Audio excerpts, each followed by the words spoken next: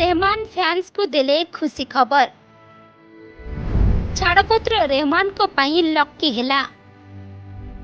छाड़पत्र परी शेयर कले प्रथम पोस्ट। लोकप्रिय गीतिकार ए.आर. रहमान निज स्त्री सायरा बानो छाड़पत्र नहीं।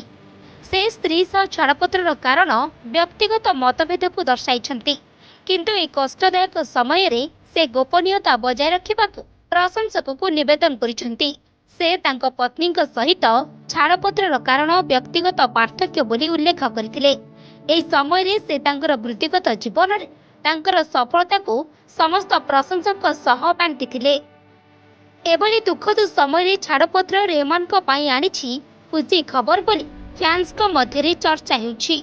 शुक्रवार दिन रहमान सोशल मीडिया पोस्ट रे कहिसेंती जे से तांको चलचित्र the God life pi Hollywood music in media पुरस्कार रे श्रेष्ठ स्कोर पुरस्कार पाइछंती। इस सम्मान पाई से समस्त को कृतज्ञता जणाइथिले एवं एहाको तांको दल एवं प्रशंसक को उत्सर्ग करथिले।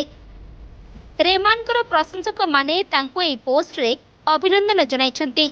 ए.आर. रहमान एवं सायरा बानो एही सप्ताहर आरंभ रे निज 29 वर्ष पुराना संपर्क को शेष करबाको निष्पत्ति नेछंती, जाहाको सुनिबा परी तांको फैंस को झटका लागिथिला।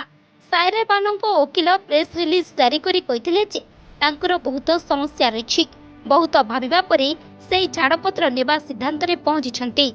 तांको कष्टदायक समय रहमान शुक्रवार दिन तांका प्रशंसक को एक खुशी खबर देछंती एवं यहा सुनिबा परे फैंस को मध्य रे चर्चा हेउछि कि छाड़पत्र रहमान को पाई लकी साबित होछि, जेउतरे से तांकर वृत्तिगत सफलता विषय कहिथिले।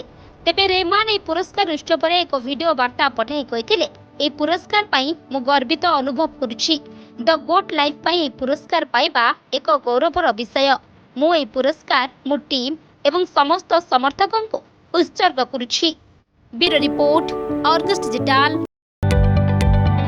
जदि आपंक आम भिडी भल लगा तेब आम चैनल को लाइक, शेयर और सब्सक्राइब करने को जमा भी भूलु नहीं।